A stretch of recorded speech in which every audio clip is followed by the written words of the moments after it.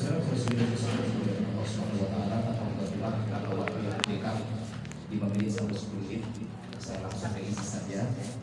Bismillahirrahmanirrahim. Kehidupan adalah merupakan anugerah Allah dan bagian dari perbuatan Allah. Tergantung kepada lewatnya kita pegang barometer yang kita jadikan sebagai acuan. Kalau nafsu yang memandang hidup ini terlalu indah sehingga takut kematian, namun ketika iman yang melihat, maka kematian adalah merupakan sebuah media yang mempertemukan seorang kekasih. Dalam kitab At-Tadhkir, para imam As-Samarqandi mengatakan, ketika Malakul Maut mengadakan kunjungan kepada Nabi Ibrahim alaihissalam, maka kemudian memberitakan bahwa kematian akan datang menghampirinya dan akan dipisahkan dengan kehidupan yang dimilikinya. Maka Ibrahim pun berkata kepada Malakul Maut, adakah kau menemukan seorang kekasih yang akan memisahkan dirinya dengan kekasih? Yang artinya karena Ibrahim adalah Khalilullah, kekasih Allah, maka adakah kau menemukan seorang kekasih yang ingin dibunuh oleh kekasihnya sendiri? Malakul Maut tidak bisa menjawab dan kembali kepada Allah membawa pengaduan. Maka katakan kepada Ibrahim, wahai Malakul Maut, adakah kekasih yang tidak ingin bertemu dengan kekasihnya, dan yang mempertemukan kekasih dengan kekasihnya hanyalah dengan satu pintu, itulah namanya kematian. Maka definisi kematian dalam pandangan iman adalah disrusul habibi ilal habibi, yaitu satu jembatan atau tiang yang mempertemukan seorang sosok kekasih dengan kekasihnya.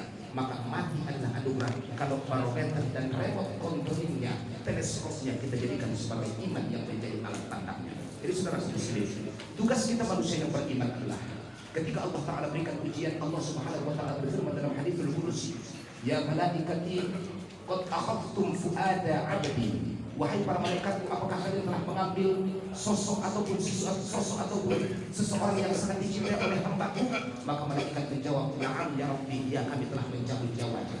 Famadza qala 'abdi, apa yang dikatakan oleh hambaku, dari para ahli musibahnya yang telah kehilangan kepada orang yang sangat dicintainya. Hamidaka wastarja'ah, dia memujimu ya Allah dan dia mengucapkan inna lillahi wa inna ilaihi raji'un. Maka kata Allah, ubnu lahu baitan fil jannah wa sammuhu baital hamd. Kalaulah ahli musibahnya, hamba yang memberikan ujian kepada mereka, kehilangan orang-orang yang mereka cintai, ada yang meninggal di tengah-tengah mereka, kalau mereka memuji dan kembali kepada aku dengan ucapan inna lillah, maka bangunlah untuknya istana dalam surga dan berilah istana ini baital hamdi. Ini ungkapan dalam hadis Sunan Tirmidzi. Maka saudara kaum muslimin, tak ada berita kepastian yang paling pasti kecuali kematian, dan tak ada beban yang paling berat kecuali adalah kesabaran. Kita lihat posisi sabar dalam Asmaul Husna, dituliskan Allah Subhanahu Wa Ta'ala adalah pada posisi yang paling terakhir. Wasubur ladzi laisa kamitslihi. Kenapa tidak yang pertama dibuka dengan Al-Malikul Qudus Salam? Kenapa bukan yang terakhir Allah Ta'ala posisikan? Membuktikan beban yang paling berat dalam kehidupan tidak ada kecuali sabar menghadapi ujian, sabar melaksanakan segala perintah Allah, dan sabar untuk menangkal perintah hawa nafsu saudara kaum muslimin. Maka Imam Al-Ghazali mengatakan sabar itu dibagi kepada tiga. Ada sabar yaitu melaksanakan segala perintah Allah. Berat kita untuk bangun tengah malam, berat kita untuk meninggalkan tidur kita yang diberikan oleh mimpi, berat kita untuk berangkat ke Mekah karena harus menghamburkan harta. Tapi ini harus sabar karena perintah Allah Subhanahu Wa Ta'ala. Ada sabar untuk meninggalkan larangan Allah. Siapa mengatakan bahwa judi itu tidak enak, siapa mengatakan bahwa zina itu tidak enak, semua adalah kenikmatan sesaat. Namun karena kita sabar menghadapinya, ini juga tidak janjian dari Allah, garansi spesial dari Allah. Namanya innallaha ma'as sabirin. Tapi beban yang paling berat adalah ketika kita kehilangan orang yang sangat kita cintai. Ketika kita kehilangan orang yang sangat berharga dalam kehidupan kita. Orang katakan, saya dengar satu selempengan cerita, indah dong paling anjing kecuali kehilangan Tuhan di masa bagas ini. Indah dong paling anjing kecuali kehilangan Tuhan di masa bagas. Apa dimaksudnya? Seolah haluan kehidupan, seolah tujuan kehidupan itu akan menghilang.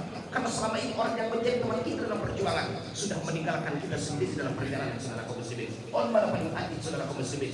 Rasulullah juga mengatakan bahwa Rasul pernahkah menangis? Tapi cukup tegar. Beliau dilahirkan tidak memiliki seorang ayah, usia beliau ketika 4 tahun meninggal seorang ibu. Tapi tangisan beliau yang paling luar biasa adalah ketika kehilangan anak beliau yang bernama Ibrahim Al-Kilitiyah, atau Ibrahim anak Mariatul Kilitiyah, yang usianya adalah 18 bulan setelah disusukan kepada seorang ibu yang bernama Ummu Saif. Maka kemudian ada berita bahwa anaknya Ibrahim, anaknya Mariatul Kilitiyah, Rasulullah maksudnya, meninggal dunia.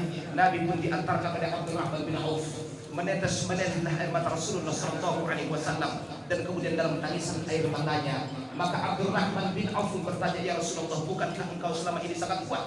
Kenapa kamu harus menangis ya Rasulullah? Bukankah ini contoh yang tidak indah kepada para sahabat? Nabi mengatakan, fahadhihi dumu min rahmatillah. Inilah dia tetesan air mata yang berasal dari rahim kekuasaan dan kasih sayang Allah Subhanahu Wa Taala. Maka artinya saja saudara kaum muslimin, beban terberat dalam kehidupan adalah kehilangan orang yang sangat kita cintai. Tapi jangan lupakan, Nabi berpesan, kalau Anda ingin berdampingan dengan Nabi, maka amalannya cuma satu. Apakah dia? Ana wa kafirul yatim hakadha fil jannah. Benar yatim. Allah juga berpesan, kalau Anda ingin bertemu dengan Allah setiap detik, amalannya cuma satu. Innallaha ma'as sabirin, hanya menjadi orang-orang yang sabar. Berdampingan dengan Nabi, maka ikutlah dengan anak yatim. Kalau Anda ingin hidup dengan Allah, karena puncak nikmat yang paling luar biasa bukanlah surga. Kalau kita masuk surga, itu makhluk ketemu dengan seorang makhluk.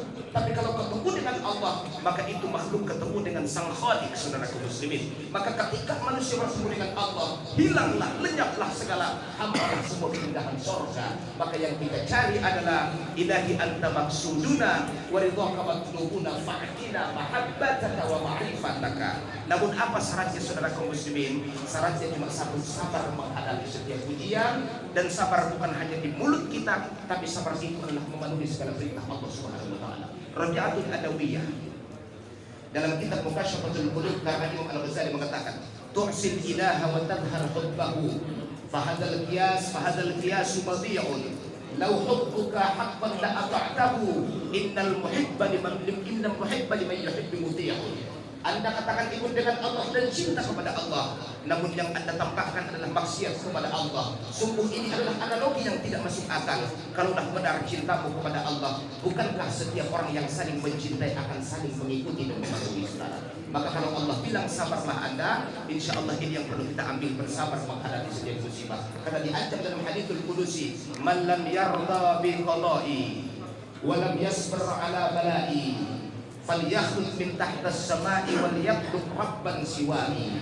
Kalau Anda tidak sabar menghadapi ujianku, tidak rela ridho terhadap qadaku, maka tinggalkan duniaku, carilah duniamu. Jadi saudara muslimin, tugas para ahli musibah adalah innallaha ma'as sabir. Sekarang kita yang tinggalkan apa yang harus kita amalkan, bapak-bapak yang dimuliakan Allah Subhanahu wa taala. Tak ada nasihat yang paling luar biasa kecuali adalah kematian. Sampai Imam Al-Ghazali mengatakan, kalau Anda ketika dibicarakan kematian, contoh bicara kematian, contoh Anda belum tunduk kepada Allah. Bicara kematian Anda tidak semakin cinta kepada Allah. Bicara kematian Anda tidak peduli itu dibicarakan, contohnya Anda berarti kata Nabi sudah merasa cukup dengan ibadahnya. Kita sudah merasa cukup dengan sholatnya, ya kan? Mai kecek mati, contoh nama kecek hidup ya di sini. Contoh, woi, boleh dia mengkulik ya. Oh ide. Mantap, saudara kaum muslimin yang dimuliakan Allah Subhanahu wa taala. Ketika tidak bisa berubah sudah bicara tentang kematian saudara kaum muslimin. Setekar-tekar Umar bin Khattab yang julukannya adalah Asadullah, harimaunya Allah, harimau Allah. Maksudnya ketika bicara tentang kematian maka mengurung dirinya bermalam-malam berhari di rumahnya sebab takut terhadap kematian yang sangat dahsyat saudara muslimin. Maka apa makhluk yang paling luar biasa? Penciptaan malakul maut, saya cerita sedikit, itu 4 wajahnya. Satu menghadap timur barat, yang satu wajahnya di kepala, satu wajah di depan, satu di belakang, satu di kaki. Satu di kaki. Orang-orang baik akan dicabut dengan wajah yang berada di depan mata. Di setiap mukanya banyak ribuan bulu, di setiap satu bulu daripada malakul maut itu ada 1000 wajah. Maka malakul maut bisa mencabut nyawa berapa orang pun dalam satu detik yang sama, saudara muslimin. Tapi ketika ditampakkan yang namanya makhluk maut, kematian, ketika Allah Ta'ala ciptakan yang namanya kematian, maka dipertontonkanlah, dishokanlah kepada semua malaikat. Semua malaikat, dari malaikat Jibril sampai malaikat maut, pingsan selama 1000 tahun, saudara. Pingsan selama 1000 tahun melihat dan saatnya kematian. Maka apa artinya? Mari kita persiapkan apa yang akan kita bawa dalam kehidupan ini. Karena hidup bukanlah sebuah tujuan, tapi hidup adalah sebuah perjalanan, saudara.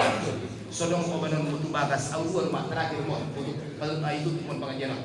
Yang pertama, ulang komulu panggang melaksanakan sholat sunnah taunisil kubur habis sembahyang maghrib.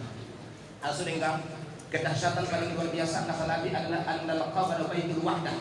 Kubur itu adalah rumah yang sangat sepi. Anda tidak akan pernah punya teman di sana.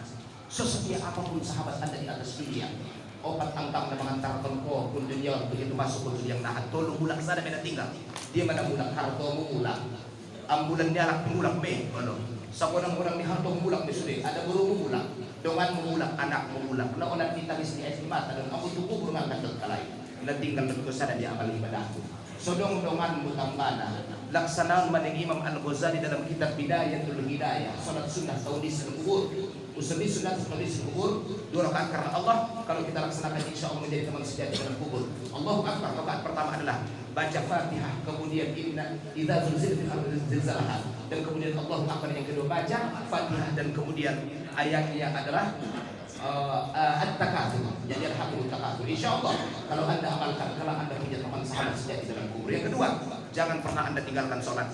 Terkadang kita sudah taubat namun catatan dosa pada masa lalu masih tertulis pada ilmunya Allah Subhanahu wa taala. Kita enggak tahu seribahan supaya kita tinggalkan. Najulun jadi preman di gorogor. Dungkon do sumadi dum oji maksudnya dum goron bahan pengajian. Ngono jolo segala sesuatu hal yang tidak penting. Naubat jadi kecuali meja, itu benar keras. Maksud nama taubat, tinggal saja tinggal sembahyang dalam kitab Jawharul Khamsah. Karangan Syekh Ahmad bin Abdul bin Al-Attar mengatakan, lakukan sholat sebagai kafarah sholat. Apa maksudnya? Sholat sunnah untuk menutupi segala sholat yang Anda tidak tahu berapa yang Anda tinggalkan. 4 rakaat. Andaikan di malam Jumat, kemudian hari Jumat. Pada malam Jumat antara maghrib isya. Pada hari Jumat adalah sebelum subuh maksudnya. Karena sembahyang untuk menghapuskan segala sholat yang pernah Anda tinggalkan. Artinya karena Anda lupa. Bangunan ini kan wajib dikodok. Onda bandung lupa masa sini jumlah nabe. 4 rakaat dari riwayat Abdullah bin Abbas. Setiap usallina insyaallah mudah-mudahan dikonti.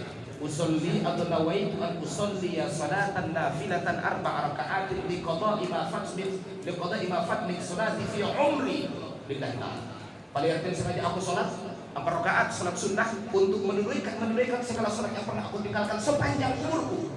Kalau untuk orang tua kita sepanjang umur bapakku, untuk ibu sepanjang umur ibuku, untuk istri sepanjang umur istriku, supaya semua salat mereka yang insya Allah, karena kata Nabi, awwal ma yuhasibu 'inda Allahi as-salat. Yang pertama Allah Ta'ala hisab adalah salat. Kalau salatnya baik, semua bakal ngekor jadi baik. Tapi kalau salatnya berantakan, semua ibadahnya juga akan berantakan, saudara. Karena salat adalah yang agama. Maka Anda lakukan salat 4 rakaat insya Allah. Segala kelupaan salat kita akan Allah Ta'ala hapuskan, habiskan semuanya, saudara kaum muslimin. Jadi mai dengan Tuhan angkat 4 rakaat. Rakaat pertama tetap 1 salam, ya kan? 2 rakaat tasyahud awal, kemudian 4 rakaat adalah tasyahud akhir, kemudian salam. Rakaat pertama bacaannya adalah Fatihah, ayatul kursi 7 kali, inna a'tayna 15 kali. Rakaat kedua sama Fatihah, ayatul kursi 7 kali, inna a'tayna 15 kali. Patuluna sama kumatna sama. Lumadis ko sumbayang dokon ma Tuhanku, on sumbayangku untuk menghapuskan segenap salat yang sudah tertinggal, telah terlupakan olehku. Insyaallah orang yang melaksanakannya, semua salat kita akan diampunkan, dimaafkan Allah Subhanahu wa taala. Semoga insyaallah bermanfaat. Wassalamualaikum warahmatullahi wabarakatuh.